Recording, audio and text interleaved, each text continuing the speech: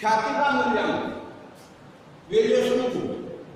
पिछले व्याख्यानों में हमने ख्याति क्या है, कैसे प्रदर्शित होती है, इसका मूल्यांकन कैसे किया जाता है, मूल्यांकन की आवश्यकता क्यों पड़ती है, मूल्यांकन के आधार क्या है, मूल्यांकन की विधियां क्या हैं, इन सब बिंदुओं की हमने चर्चा की। लेकिन हम लेखांकन के विद्यार्थी हैं और लेखांकन में दो प्रकार के सवाल आते हैं परीक्षा में, या हमारे ज्ञान के हिसाब से दो प्रकार के ज्ञान की आवश्यकता पड़ती है। पहला सैद्धांतिक विवेचन, प्रक्रिया संबंधी विवेचन। तो हमने सैद्धांतिक पक्ष को व्यवहारिक पहलुओं के साथ समझने का प्रयास किया, और दूसरा व्यवहारिक पक्ष। व्यवहारिक क्या है? व्यवहारिक ज्ञान का मतलब एक सामान्य व्यवसाय की यदि ख्याति का मूल्यांकन करना हो तो ऐसी स्थिति में मूल्यांकन किस प्रकार से करेंगे, मूल्यांकन किस प्रकार से करेंगे। हाँ, मूल्यांकन विधियों का मालूम है, मूल्यांकन के आधार का मालूम है, आधार विधियां, ये जो सैद्धांतिक पक्ष है ये हमेशा एक जैसे रहने वाला है, इसमें परिवर्तन नहीं होगा। लेकिन मूल्यांकन की परिस्थितियां, मूल्यांकन के दृष्टांत, मूल्यांकन के पहलू ये बदलते रहेंगे, उनके अनुसार मूल्यांकन किया जाए। जैसे सुरेश व्यापार करता है, कपड़े का व्यापार, ठीक है, और उसकी बैलेंस शीट क्या है? उसकी बैलेंस शीट ये 31/3/2020, 31/3/2020। पूंजी यानी कि कैपिटल 5 लाख है। फिर बैंक लोन 1,50,000 है। क्रेडिटर्स ये 60,000 हैं। Total 7,10,000, total 7,10,000। दूसरी तरफ land and building, land and building ये 3 लाख है, और फर्नीचर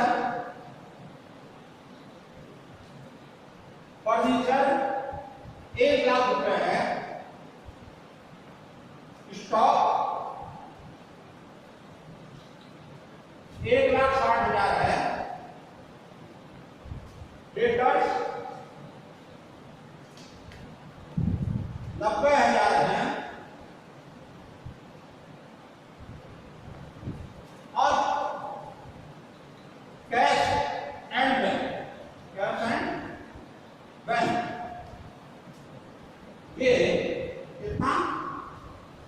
60। इस तरह से 7 लाख, इस तरह से कितना हुआ? 7,10,000। ये अपना व्यापार 1 तारीख को 1/4/2020 को नरेश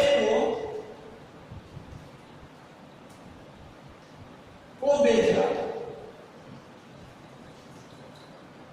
हाँ, अर्थात तब क्या हुआ कि नरेश सुरेश के कपड़े के व्यापार को खरीद रहा है। अब देखिए यहां पर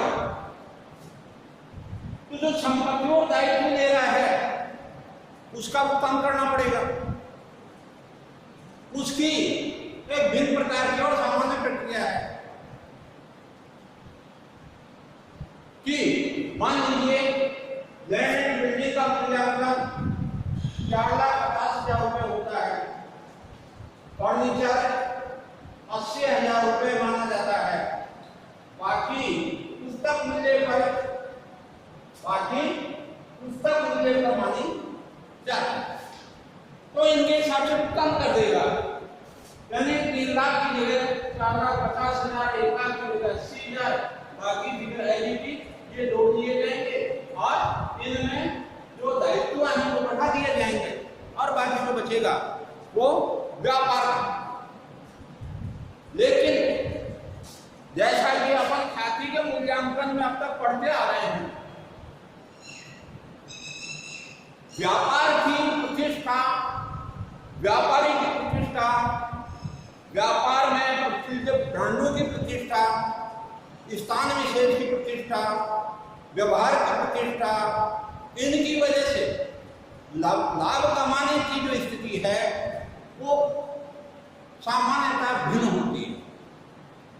और जब वो अधिक होती है सामान्य दर से, तो उसके लिए क्रेता द्वारा विक्रेता को कुछ अतिरिक्त राशि, इस तरह से अतिरिक्त राशि का मतलब क्या हुआ कि जैसे यहाँ पर किसी व्यापार के हिसाब से संपत्तियों का मूल्यांकन 4,50,000 रुपए, 80,000 रुपए और 1,60,90 और ये 90,000 रुपए और ये 60,000 रुपए, अर्थात यानी कि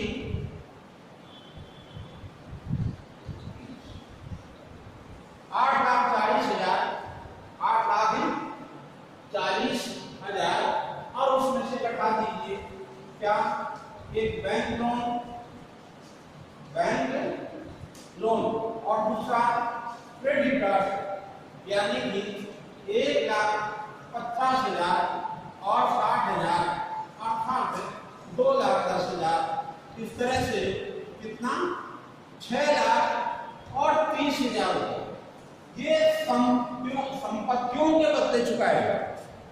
लेकिन इसके अतिरिक्त भी राशि चुकाई जाती है, वो अतिरिक्त राशि चुकाई जाने वाली क्या कहलाएगी, गुडविल कहलाएगी, वो गुडविल कहलाएगी। लेकिन उस गुडविल की गणना कैसे करेंगे वो हम इस अध्याय में पढ़ रहे हैं। तो ख्याति के मूल्यांकन के लिए सबसे पहले तो ये देखिए कि कौन सा आधार और कौन सी रीति काम में ली जाती है। अब देखिए, मान लिया जाए कि ख्याति का मूल्यांकन,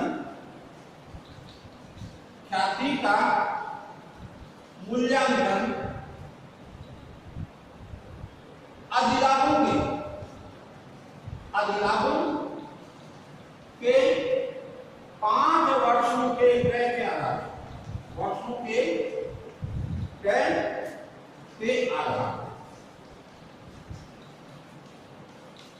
ठीक है। अब 5 वर्षों के क्रय के आधार पर इसका मतलब अब हमें किन बातों की, किन चीजों की, किन मतों की ओर आवश्यकता पड़ेगी। इसके लिए सबसे पहले औसत वास्तविक लाभ या औसत लाभ।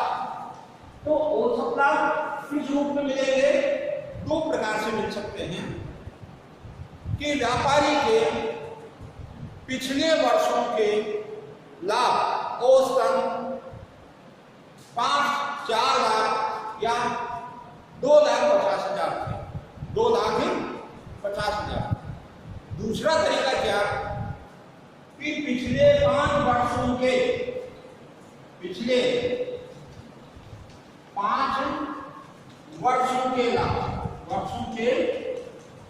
लाभ 60,000, 70,000, 50,000, 80,000 और 55,000 से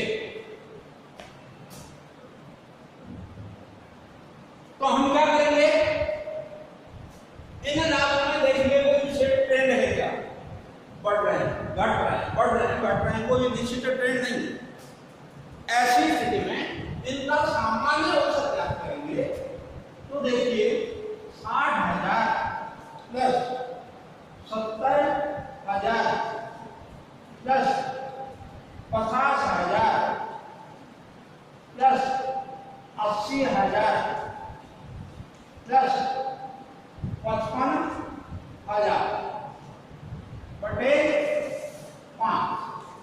तो इस तरह से कितने हो गए?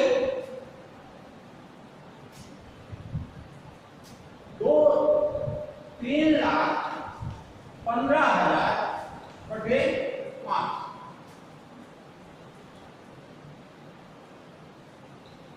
अर्थात 63,000 ये क्या है? औसत लाभ।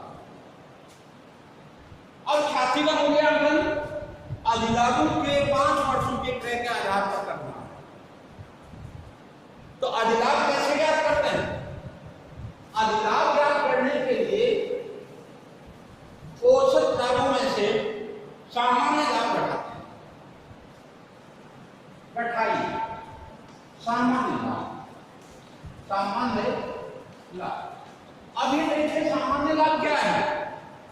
पूर्व में हम इसकी चर्चा कर चुके हैं। व्यापार में विनियोजित पूंजी, व्यापार में विनियोजित, कई बार अंतिम विनियोजित पूंजी, कई बार औसत विनियोजित पूंजी, जैसी सूचना हो उसके हिसाब से।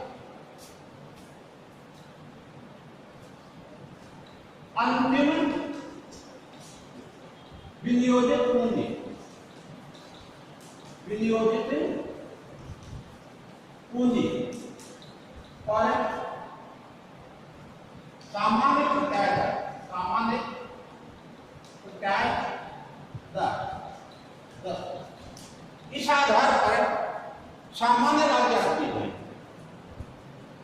अब औसत प्रत्याय दर तो हमारे पास आ गई, लेकिन विनियोजित पूंजी पूर्व में हमने चर्चा की व्यापार में लगी हुई संपत्ति। तो संपत्तियों में भूमि भवन, लैंड एंड बिल्डिंग,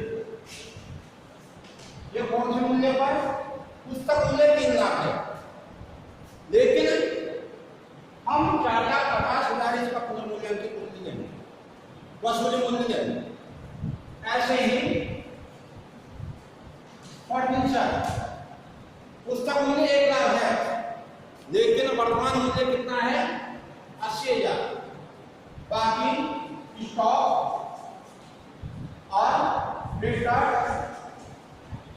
और कैश एंड बैंक, इनका पुस्तक मूल्य देंगे और उनमें से दायित्व को बढ़ा देंगे। बढ़ाने के बाद में जो बचा ये अंतिम विनियोजित पूंजी क्या है? कैपिटल एम, कैपिटल एम, ठीक है। और सामान्य प्रत्याय दर मान लीजिए कि 5%, 10% के बजाय 5% मान लें। तो ऐसी स्थिति में सामान्य लाभ कितना हुआ? 6,30,000 गुणा 5/100 अर्थात 31,500। जब औसत लाभ 63,000 में से सामान्य लाभ 31,500 घटाएंगे तो क्या बचेगा? अधिक सुपर प्रॉफिट। और वो सुपर प्रॉफिट कितना? 31,500। अब आगे जब आधार हमारे पास उपलब्ध हो गई तो फिर ख्याति का मूल्यांकन। और ख्याति का मूल्यांकन कैसे? ख्याति का मूल्य बराबर अधिलाभ गुणा 5। अधिलाभ 31,500 गुणा 5 गुणा 5। तो इस तरह से देखिए 5, 7 और ये 1,57,500 रुपये ये ख्याति का मूल्यांकन हुआ।